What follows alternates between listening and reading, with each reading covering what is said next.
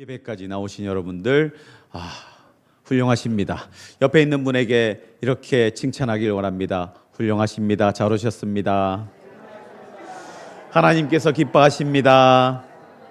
하나님께서 당신을 사랑하십니다. 큰 은혜 받읍시다. 네. 잘 오셨습니다. 네. 저는 많은 사람들에게 공통된 칭찬을 받는 게 있는데, 야, 전 목사님은 내가 볼 때는 결혼을 참 잘한 것 같다, 그 얘기를 많이 해요. 주변의 목사님들도 이제 저를 찾지 않아요. 같이 이제 그 운동은 하고 싶어 하는데 잘 못해서 저한테 지도 편달을 원하는 목사님들이 몇 분 생겼습니다. 제가 이제 테니스를 치지 않습니까? 운동을 하는데 같이 운동은 하고 싶은데 이렇게 안 되는 거예요. 뭐가 마음대로 안 돼. 원래 이제 어려운 운동 가운데 몇 가지가 있는데 그 가운데 이제 골프가 좀 어렵거든요. 그다음에 이제 힘들고 어려운 운동 가운데 승마가 어렵다고 해요. 그 가운데 또 하나가 이제 테니스거든요. 그런데 테니스가 어려운데요, 정말 재밌습니다. 이게 사람의 심리가 다 읽혀지거든요. 그리고 치는 모습을 보면 그 사람의 성격과 평소 그 어떤 성품인지를 다 알 수 있습니다. 너무 재밌습니다. 보면 공을 이렇게 주보면 그냥 정직하게 반응한 사람이 있는 반면에 어떻게든 머리를 써가지고 어떻게든 내가 저거 이겨보려고 하는 분도 있거든요. 제가 이제 많이 치다 보니까 이제 대충 치다 보면 그 사람의 성격이 딱 나오거든요. 그리고 그 성격을 통해서 또 이렇게 재밌게 응용을 하면 너무 재밌게 할 수 있는 운동이 이 테니스거든요. 몸과 머리를 같이 쓰면서 운동이 되기는 저는 이제 잘 안 되는 것 같아요. 이제는 이제 뭐 유희를 위한 운동이지 뭐 이거 쾌락적인 요소가 사실 큽니다. 저는 뭐 그렇게 힘들지도 않아요. 이제 대충 이제 운동을 하니까 이제 힘들지 않은데, 여러분 그렇다고 해서 뭐 별거 아닌가 보다 하는데 제가 10분만 저하고 쳐보면 제가 입에 단내 나게 만들어 드릴 수는 있습니다. 뭐 그런 이제 목사님들이 그렇게 막 하자고 막 그렇게 하세요. 그래서 동북 시찰의 목사님들 가운데 몇 분이 이제 네 분이 이게 힘을 모아서 같이 아침에 모이자 이렇게 하거든요. 그래서 저는 아침 일찍은 안 됩니다. 일찍은 제가 큐티도 해야 되고 새벽 설교도 준비해야 되고 할 게 많습니다. 저는 8시 이후에 30분 시간 내드리겠습니다. 뭐 갑과 을과의 관계입니다, 사실은. 너무 재밌습니다. 이런 게 목사님들이 하는데 하여튼 즐겁습니다. 너무 즐겁게 같이 잘 지내는데요. 제가 사실 여러분 아시는 분은 아시겠지만 카톡을 잘 안 봅니다. 카톡을 뭐 카톡 소리 나는 것도 싫고, 사실 저는 핸드폰을 들고 다니고 싶지 않아 하는 사람 중에 하나거든요. 핸드폰 뭐 없어도 상관없습니다. 뭐 물론 뭐 인터넷이나 검색은 하겠지만 크게 없어도 저한테 누가 전화가 오면 사실 이게 전화를 받아야 되나 말아야 되나 고민이 사실 많이 되고 그렇습니다. 그리고 제가 특히 우리 교회 부임을 하고 난 이후에 그렇게 모르는 사람 전화가 많이 오더라고요. 전화 와서 막 자기의 이렇게 누군가 밝히고 교회 우리 빌려줄 수 있는지, 뭘 해달라고 하는지, 뭐도 해야 되고 뭐도 해야 되고 이렇게 막 자꾸 연락이 오는 거예요. 그리고 뭐 자꾸 도와달래요. 저는 가진 게 없는데 자꾸 달라고 하니까 이게 참 난감한 거예요. 그래서 제가 장로님께 여쭤봤습니다. 이거 어디서부터 어디까지 도와드려야 되냐고 기준을 좀 정해달라고 제가. 그래서 한동안은 제가 사실 출근하고 나서 전화기를 꺼둔 적이 제법 있었습니다. 그리고 연말 되면 사실 도움을 청하는 전화가 많잖아요. 연락이 많잖아요. 그때는 교회에 있지 않을 생각입니다. 저 어려운 도서관에 가가지고 전화기 꺼두고 있을 생각입니다. 어떻게 하다 이런 얘기까지 되게 됐는지 모르겠습니다. 아무튼 제가 목사님들하고 이렇게 교제하는 가운데 제가 연락을 잘 안 받으니까 누구한테 연락하냐면 제 아내한테 연락을 하더라고요. 어떻게 연락처를 알아냈는지 제 아내한테 그 이후로는 저한테 연락을 안 하시더라고요. 내일 아침에 모이는데 출동하시오 이렇게 하는 얘기를 제가 답을 안 하니까 답답했는지 제 아내한테 자꾸 연락을 해요. 그러면서 이제 같이 모이는 자리에 같이 운동을 하잖아요. 그러면서 지난주 월요일 모였는데 아내가 그때 일이 있어서 딸은 출타하는 바람에 같이 운동을 못 했거든요. 그러니까 저한테 사모님 어디 가셨노? 물어보는 거예요. 아니, 제 아내를 왜 찾으십니까? 사모님 봐야 돼. 사모님 보면 기분이 좋아진단 말이야. 아니, 그 왜 남의 아내 보고 기분 좋아지려고 합니까? 목사님 아내나 보세요. 사모님 보시고 기분 좋아라 하십시오. 이렇게 얘기를 하는데 한두 분이 그렇게 하는 게 아니에요. 그때 세 분이 돌아가면서 얘기하는데 왜 내 아내를 찾을까? 나를 안 찾고 저한테 관심이 없더라고요, 보니까. 저한테 전화해가지고 물어보고. 그러면서 야, 전 목사님은 아무리 봐도 결혼은 진짜 잘한 것 같다. 그러면서 어떤 후배는 그렇게 얘기하더라고요. 목사님은 하늘에서 내린 천운을 다 쓰셨다고. 그게 무슨 말이야? 그러니까 사모님과 결혼하는데 그 모든 운을 다 써서 이제 쓸 운이 없습니다. 어떻게 합니까? 이렇게 얘기하더라고요. 무슨 소리 하냐고. 서로 구제해 줬다고 우리는 그렇게 얘기하는데 여러분들도 잘 안 믿으시더라고요. 이렇게 하니까. 예. 아무튼 저는 결혼을 잘했습니다. 왜냐하면 아내가 너무 좋거든요. 같이 있는 것 자체가 좋습니다. 왜냐하면 편합니다. 그리고 같이 대화를 하는 가운데 이렇게 공감대가 형성돼 있잖아요. 특히 교회 배려로 이렇게 사역을 하다 보니까 이제 주일이 너무 힘들어진대요. 약간 걱정이 막 쌓인대요. 토요일 저녁 되면 막 드는 걱정이 있는데 그게 뭐냐면 주일날 우리 유초등부는 내일 다 올까? 몇 명이나 올까? 중고등부 아이들이 지금 많이 오거든요. 진짜 권사님들의 노력과 헌신과 수고를 통해서 이렇게 3명에서 시작했는데 지금 10몇 명 되거든요. 그러니까 아이들이 오는데 이 남자아이들이 왔다 갔다 하는데 다 올까 안 올까 너무 걱정하거든요. 그러면서 별별 걸 다 합니다. 오늘은요 중고등부에서 이벤트를 했어요. 그러니까 오목데이라 해가지고 막 오목 대회를 하는 거예요. 재밌게 뭔가 해보자 하고 하는데 오늘 내일 애들 많이 와야 되는데 여보 안 오면 어떡해? 라고 그거 걱정하지 마. 당신이 걱정한다고 안 올 애들이 오는 것도 아니고 올 애들이 안 오는 것도 아니고 하나님께 맡기세요 라고 하는데 이제 그렇게 같이 고민을 하잖아요. 이 목회자의 마음을 더 잘 알아가는 것 같아요. 이제 신방 따라다니니까 이제 제 마음을 더 잘 이해해주고 같이 공감하고 같이 성도들의 삶을 돌아볼 때 같이 기도하는 마음을 가지게 되니까 같은 마음을 가지게 되니까 근데 저를 이해해주는 폭도 더 넓어지는 것 같고 참 감사합니다. 그런데 제가 결혼을 하고 나서 참 이해 안 되는 이 문화 가운데 하나가 선물을 해주는 거였습니다. 제 생일이 되었는데 선물을 해줘야 되는데 뭘 갖고 싶냐는 거예요. 저는 사실 몇 번 말씀드렸나 모르겠습니다. 제가 집안이 그렇게 아주 아름답거나 이렇게 뭐 행복한 가정은 아니었습니다. 뭐 이렇게 뭐 여름 휴가 이런 개념이 없어서 휴가란 개념은 없었습니다. 휴가하면 어머님께서 직장 생활을 하셨는데 휴가하면 무조건 기도원을 가시기 때문에 저 가기 싫은데 억지로 따라가가지고 기도원 가서 기도하라는데 너무 힘들었던 기억이 있고 휴가 이런 개념이 없고 제가 이제 사역자가 돼서 휴가를 간다고 댁에 가서 하루 자고 양가 부모님 댁에서 하루 자고 가면 너 그 다음 뭐 할 거니 물어보세요. 그러면 저는요 휴가를 즐겨야죠. 이렇게 여행할 거예요. 여행 첫 여행은 이제 동해안으로 갈 겁니다 하니까 기도원을 가야 되지 사역자가 말이야 이게 전도사님이 안 되겠네 이렇게 하면서 그렇게 얘기하시더라고요. 그러면서 막 혼내세요. 그런 분위기예요. 그리고 제가 어릴 때는 이렇게 집안이 형편이 어려워서 그랬는지 뭐 용돈 이런 개념이 없다 보니까 뭐 이렇게 넉넉지도 않고 선물을 주고받고 이런 개념 자체가 없었습니다. 그런 가운데 뭐 이렇게 놀러 가는 거, 영화 보는 거 이런 거를 죄악시하는 부모님이었어요. 영화 보러 갈 수 있잖아요. 여기 도깨비 영화관 있잖아요. 도깨비 영화관 저희 어머님이 보셨으면 딱 그렇게 얘기해요. 도깨비 영화관? 도깨비 영화관에 어떻게 가니? 너 기도 많이 해야겠다 얘야. 막 그렇게 지금도 그렇게 얘기해. 그럼 막 놀러 간다 하면 너는 말이야 사역자가 말이야 기도원에 가서 기도하고 불 받아야지 무슨 이게 하여튼 그 맞는데 말씀은 맞는데요.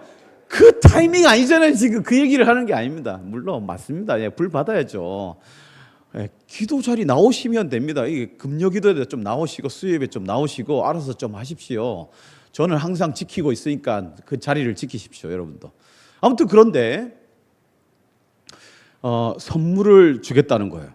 선물을 왜 받아야 되지? 저는 어릴 때부터 생일 때 뭐 선물을 받아본 기억이 없습니다. 그래서 생일날 뭐 선물을 줘야 되는, 왜 줘야 되는지 잘 몰랐습니다. 그냥 어머님은 제 생일 때 되면 아침에 소고기 미역국을 딱 끓여 놓습니다. 소고기를 넣어서, 그 비싼 소고기를, 한우 소고기를 넣어서 미역국을 딱 끓여 놓고, 호성아 생일 축하한다, 미역국 먹고 가렴 하고 출근하세요.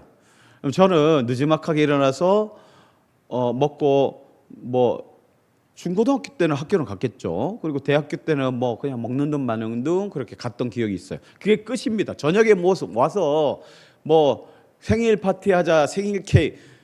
제 생전에 제가 결혼하고 집을 떠나서 새로운 가정을 이룰 때까지 제 생일에 생일 케이크를 제가 본 기억이 하나도 나지 않습니다. 그랬던 사람이니까 뭐 선물 주고받고 이런 게 너무 어색했어요. 그리고 굳이 주지 않아도 된다, 여보 주지 않아. 뭐 이거 케이크를 하시고 왔는데, 자기도 직장 생활하고 그때 그러니까 왔는데 막 저녁에 막 뚝딱뚝딱 요리를 하고 막 이렇게, 하여튼 그렇게 노력을 해서 막 생일상이라고 차려주고 뭐 케이크하고 생일 축하하고 이걸 하더라고요.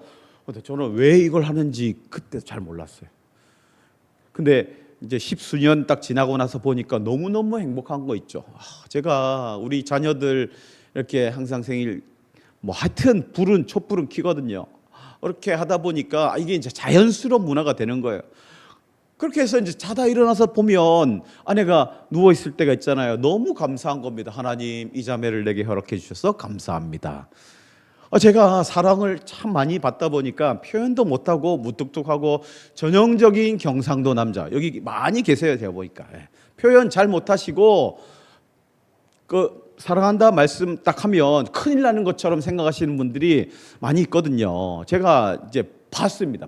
신방을 가서 보니까 그런 분들이 제법 있으시더라고요. 그리고 착각을 하시는 분들이 많아요. 우리 남성 동지 여러분들이 자기가 대단한 존재인 줄 알아요. 객관화가 잘 안 돼요. 이거 제가 볼 때는 옆에 계신 분들이 더 대단하신데, 옆에서 그걸 다 감내하고 살아내시는 권사님, 집사님들이 참 대단하신 분들이 많거든요. 그런데 객관화가 잘 안 돼가지고 사랑한다, 수고한다, 고맙다 이런 말을 전혀 한마디도 한 번도 해본 적 없다 하시는 분도 있고, 이거는 문제가 좀 있습니다. 하셔야 됩니다. 집사님 자주 하십시오. 옆에 부부 계신 분들 옆에 한번 서로를 사랑합니다, 고맙습니다, 감사합니다 한번 해보십시오. 네, 이럴 줄 알았습니다. 재미없게 사시는군요. 재미없습니다. 우리 신장로님 옆에 계신 권사님한테, 권사님 사랑합니다, 감사합니다, 고맙습니다 한번 해보십시오. 네.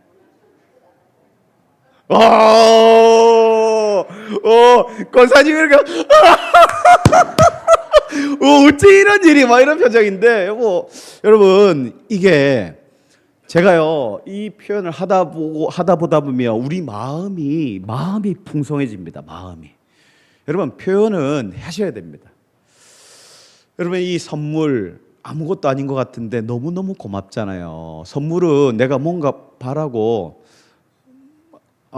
사랑합니다, 네 제가 해드릴게요, 네 바라고 주는 게 아니잖아요. 그냥 사랑하니까 내 마음을 표해서 상대방의 마음을 기쁘게 해주기 위해서 내가 노력하는 거잖아요. 여러분 이런 노력 너무나 고마운데, 저는요 개인적으로 이걸 어떻게 받지 부담스러워서, 제가 어릴 때부터 그런 게 생활화되다 보니까 사역자가 돼서 이 스승회 할 때 스승회 주일 해가지고 축하를 해주시는데, 제가 그때 당시에 강도사 때 유아부 4세 5세 부서를 담당하고 있었어요. 제가 섬기던 교회는 조금 큰 교회였어요. 그래서 4세 5세 하면 여러분 하도 애들이 많으니까 1부 2부 나눠서 예배를 드렸어요. 9시 11시 두 번을 예배를 드렸는데, 여러분 사실 유아부 4세 5세가 얼마나 많았냐면 우리 교회 예배 드리는 성도 수보다 더 많은 숫자가 출석하는 그 교회예요. 제가 그래 보니까 아이들 앉아있지, 부모님들 앉아 계신 분도 계시거든요. 그리고 선생님들 앉아있지 하면 200명이 넘어갑니다. 한번 예배 드릴 때. 그런 가운데 선물을 주는데 나한테 무슨 선물을 왜 주나? 이걸 왜 주지? 난 받을 이유가 없다고. 이거 안 주셔야 된다고. 난 마음만 받겠습니다 하는데 이거를 제가 이걸 잘 못했어요. 그리고 막 주잖아요. 이 사랑의 분을 이걸 어떻게 해야 되나 너무 부담스러운 거예요. 그분 볼 때마다 그 상품권이 생각나고, 그분 볼 때마다 그 선물이 생각나고, 그분이 주신 봉투가 생각나고, 내가 먹은 자는 이게 상당히 부담스럽거든요. 제가 그랬단 말이에요. 그런데 여러분, 하나님의 그 큰 사랑 앞에 하나님은 우리에게 전부를 선물로 주셨다는 사실을 제가 그 뒤에 깨닫고 나서 얼마나 감사했는지 몰랐습니다. 제가 이 개념이 없다 보니까 선물로 주신 선물에 대한 개념이 아예 없었습니다. 그런데 제가 아내와 사랑을 하고 자녀들과 서로 사랑을 나누고 서로 이렇게 함께 교제하는 가운데 제가 하나님께서 우리에게 주신 베푸신 사랑의 크기를 제가 이제 깨닫게 되는 거예요. 여러분, 수고를 통해서 선물을 하잖아요. 내 마음을 담아서 좀 과하게 하고 싶기도 하고 내 형편껏 할 수도 있고, 여러분, 그런데 하나님은 전부를 내어주셨다는 거예요. 전부를. 오늘 본문의 8절에 보면 우리 같이 한번 읽도록 하겠습니다. 이 말씀은요 너무너무너무 중요한 말씀입니다. 같이 읽겠습니다. 시작. 너희는 그 은혜에 의하여 믿음으로 말미암아 구원을 받았으니 이것은 너희에게서 난 것이 아니요 하나님의 선물이라. 믿음으로 구원을 받았는데 이것이 하나님의 선물이란 거예요. 선물. 제 옛날 개념으로는 선물은 나를 조건으로 어떻게 올매기 위한 뇌물 정도 생각밖에 못했어요. 저는 하나님께서 은혜를 베풀어 주면 하나님께서 내게 특별한 일을 시키려고 하시는구나, 이 정도 수준으로밖에 생각을 못했어요. 그런데 하나님의 전부를 주셨다는 사실을 제가 깨닫고 나니까, 그리고 내가 하나님 앞에 뭘 해드리려고 하기 위해서 하나님께서 내게 은혜를 베풀어 주신 것이 아니라 그저 사랑하기 때문에, 그저 영원토록 함께하기 위해서 내게 전부 되시는 예수 그리스도를 이 땅에 보내주시고 나의 죄와 허물을 씻어주시기 위해서 그 예수님께서 십자가에서 그 모든 죄의 값을 감당하시고 죽으시고 부활하심으로 부활의 첫 열매가 되신 그 가운데 나 또한 부활의 첫 열매 따라 주님 따라 영원한 생명을 선물로 받았다고 하는 그 사실을 깨닫고 나니 이제 다른 세계가 열린 거예요. 다른 세계가. 하나님의 마음이 너무 큰 거예요. 너무. 물론 우리가 완악하기 때문에 우리가 의인이라고 하지만 여전히 죄인입니다. 여전히 똑같습니다. 안 믿는 사람이랑 믿는 사람이랑 똑같습니다. 진짜 똑같습니다. 우리 안에 악한 마음이 그대로 올라오기도 하고, 우리 안에 어떨 때는 내가 이루고자 하는 목적과 목표를 저거는 포기하지 못하고 저거는 꼭 갖고 싶은 게 있는데 그게 하나님 보시기에는 원치 않으신 것이 될 수도 있거든요. 여러분, 여전히 그런 감정은 올라오지만, 그러나 하나님께서 우리를 그래도 그 믿음으로 내가 너 자녀 삼은 거야. 그리고 우리가 허물과 죄를 다 잊으신 거예요. 다 잊어버리신 거예요. 다 아시죠? 다 아시는데 그거 보지 않는 거예요. 믿음으로 천국. 제가 말씀드렸잖아요. 믿음으로 천국 가는 거예요.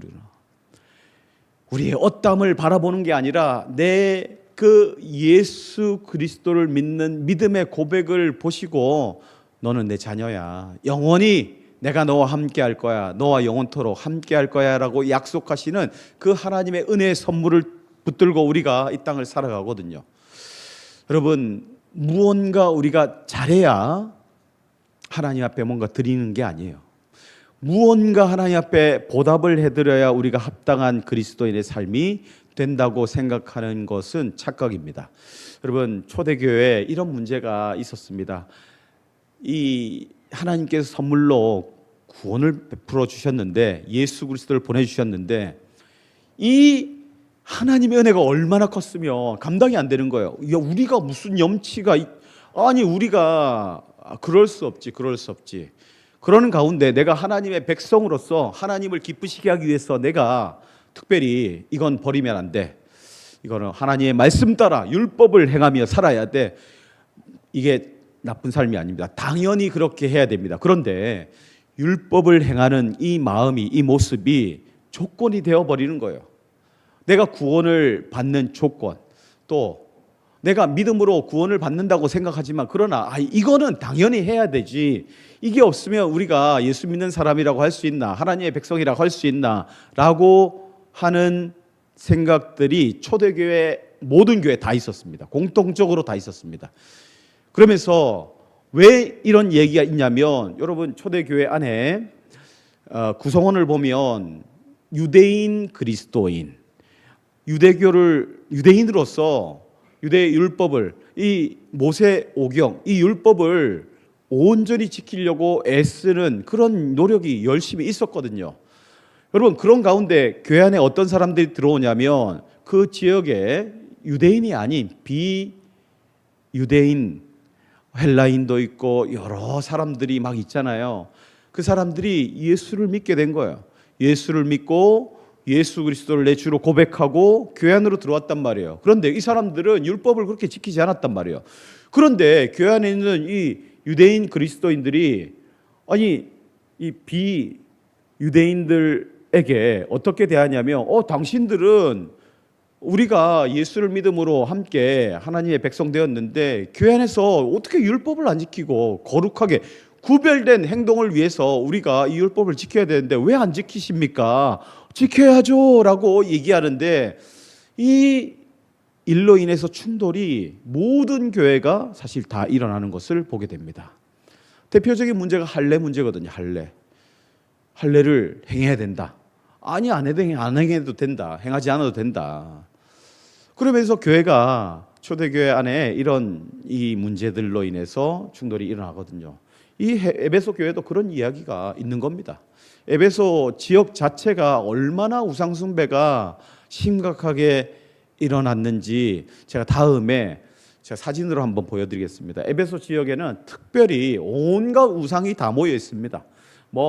그 에베소 옛날 그 거리를 쭉 보면 그 거리마다 우상들이 얼마나 많은지 모릅니다. 이 신도 있고 저 신도 있고 하여튼 우상 파티가 그 지역 안에 당연시되는 그 지역에서, 그 가운데 예수를 주로 믿고 고백하는 그런 사람들이 그 안에서, 한 교회 안에서 만났으니 얼마나 충돌이 컸겠습니까?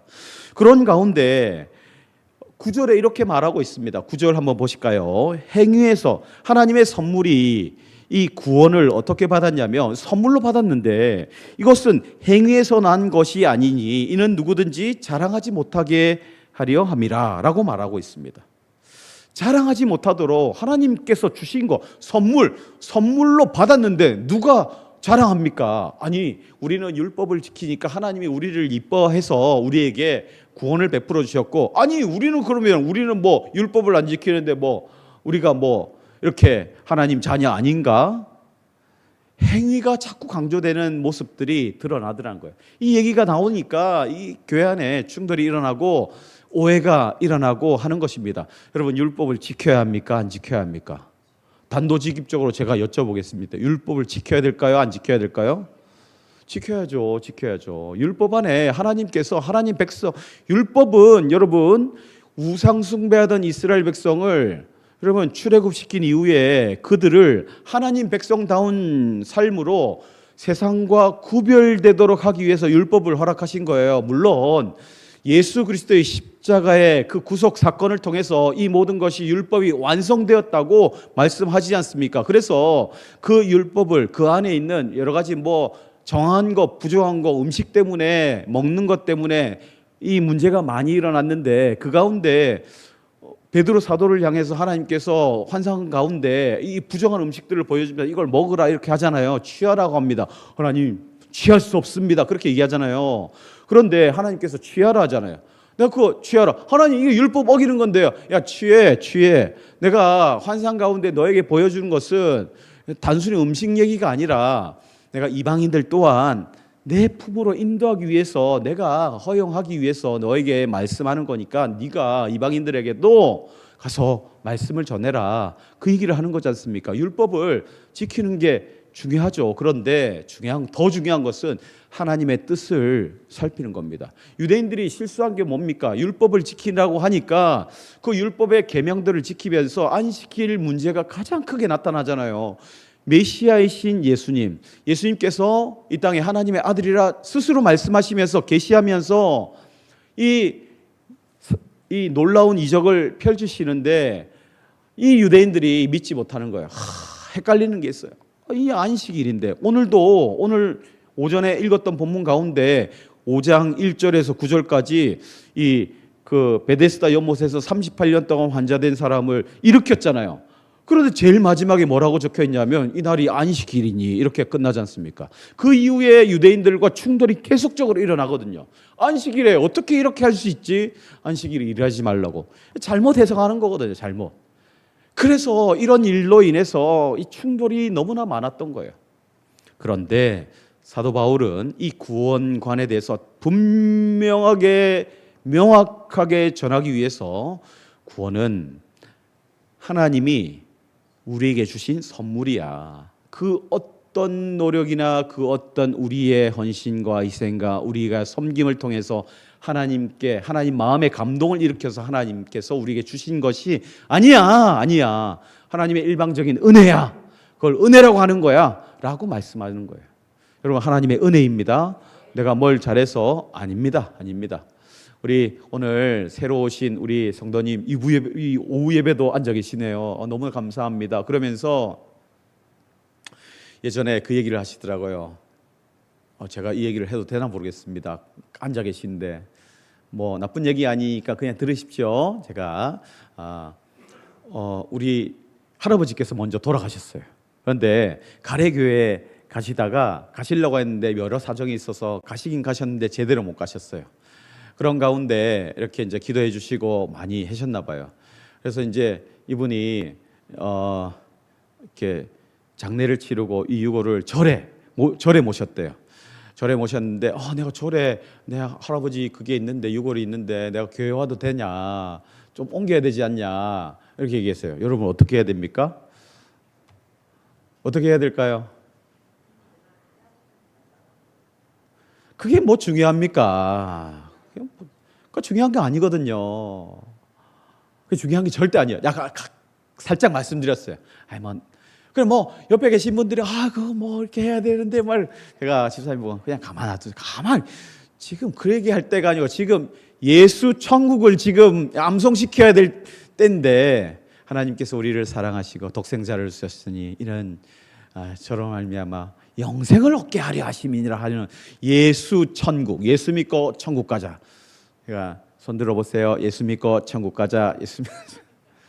했을까요? 안 했을까요? 했죠. 따라 하시더라고요. 예수 믿고 천국 가는 거예요. 그 다른 거 생각하지 마십시오. 다른 거는 우리가 생각한다고 되는 것도 아니고 그렇게 할 필요도 없고 할 이유도 없고 때가 되면 마음에 감동이 오면 다른 데 옮겨도 되고 산에 뿌려도 되고 하셔도 아무 상관없습니다. 그런데 행위로 뭔가 나를 증명하기 위해서 노력을 하더란 말입니다. 그럴 필요가 없습니다. 여러분, 우리가 믿고 신앙하는 웨스터민스터 신앙고백서 교리 대소요리문답 1문이 무엇인지 잘 아실 것입니다. 우리의 참된 인간의 존재의 목적에 대해서 알려주고 있습니다. 하나님을 영화롭게 하고 그분과 영원토록 즐거워하는 것이 우리의 이 땅에 보내신 목적입니다.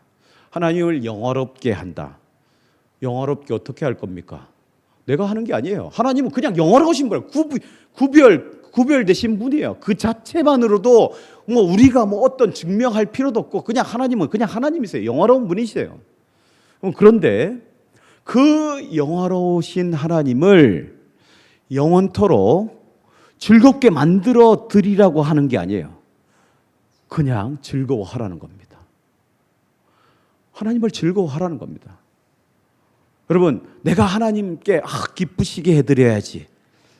기쁘시게 뭔가 예배 좀 오고 오후 예배 또 오고 하나님께 간구했는데 하나님께 기쁨이 성취되었고 내 마음의 소원을 가지고 하나님을 기쁘시게 했으니까 나는 이제 만족. 그 정도 수준을 말하는 게 아닙니다. 그냥 하나님은 그렇게 필요 없습니다. 그냥 그렇게 필요하죠. 한데 여러분, 그냥 존재 자체가 기쁜 거예요. 하나님은 뭔가 해드려. 자녀들을 보십시오. 자녀들 하는 거 보면 가끔씩 열릴 때가 있잖아요. 막 열불이 납니다. 그런데 돌아서고 정신을 차리고 다시 보면 이쁘잖아요. 왜 그럴까요? 자녀니까 그런 거예요. 자녀니까, 내 자식이니까, 내 새끼니까 이쁜 거예요. 하나님이 그렇게 우리를 바라보시는 거예요. 뭐 이유가 있어서 그런 게 아닙니다. 저 사람은 보니까 뭘 잘하네. 저 기뻐할 만해. 저 사람 말이야 뭘 특별히 하네. 저 기뻐할 만해. 저 사람 말이야 저 사람은 안 되겠는데 어떻게 됐지? 그게 아닌 거예요. 하나님은 여러분, 그래서 영화로운 하나님이에요. 그래서 영화로운 하나님, 세상 우리 생각과 수준을 뛰어넘으시고 우리와 다르신 분이에요. 그런 분이 우리를 너무 사랑하시는 거예요. 영원토록 함께하기 위해서 기뻐하시는 하나님, 그 하나님을 바라보며 감사합니다. 내게 은혜를 베풀어 주신 하나님 감사합니다. 이렇게 하면서 어떻게 표현을 못해서 하나님 감사합니다. 사랑합니다.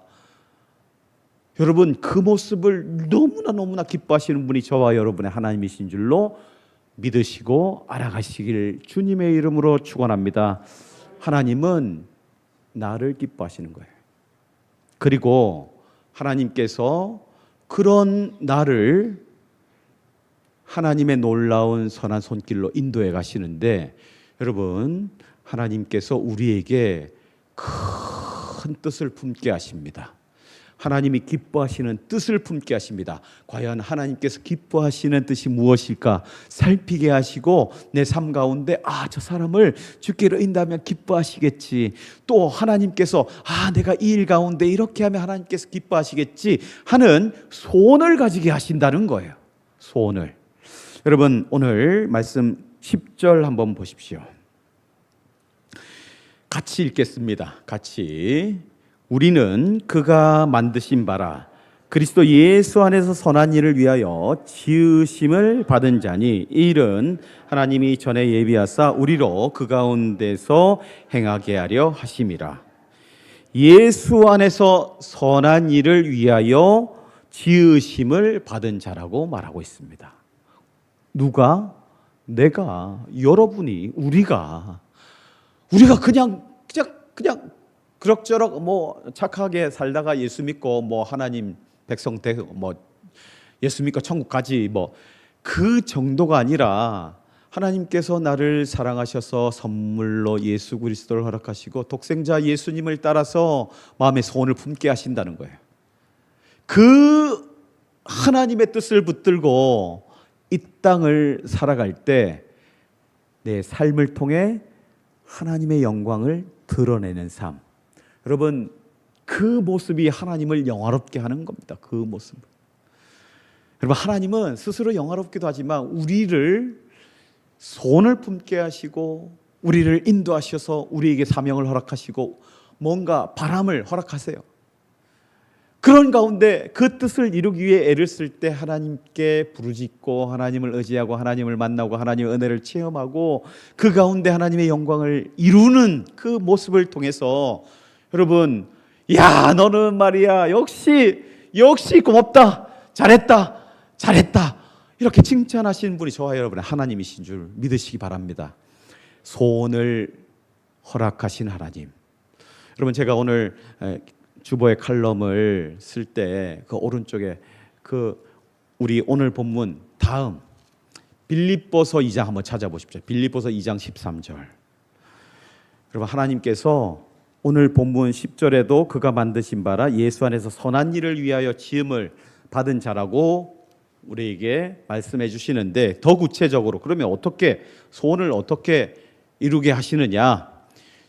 빌립보서 2장 13절 같이 한번 읽겠습니다. 시작. 너희 안에서 행하시는 이는 하나님이시니 자기의 기쁘신 뜻을 위하여 너희에게 소원을 두고 행하게 하시나니. 하나님의 기쁘신 뜻을 두고 소원을 품게 하시는 분이시라는 거예요. 그리고 소원을 이루게 하시는 분. 하나님은 이런 분이십니다. 우리가 알고 있는 수준을 한참을 넘어서는 분입니다.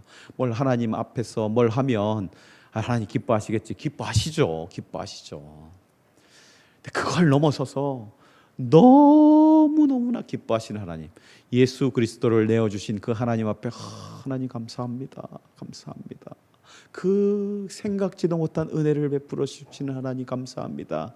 그걸 아는 백성들의 모습을 바라보고 기뻐하시고 즐거워하시고 하시는 하나님, 여러분 그 하나님을 기뻐하고 즐거워하고 또 내 마음 가운데 소원을 품게 하시고 그 소원을 이루기 위해서 간구하게 하시고 또 그 마음 가운데 평안을 허락하시고 우리 가운데 기쁨을 허락하시는 하나님, 마음의 생각을 지키시는 하나님을 의지해서 믿음으로 살아가는 그런 복된 하나님의 백성들 되시길 주님의 이름으로 축원합니다.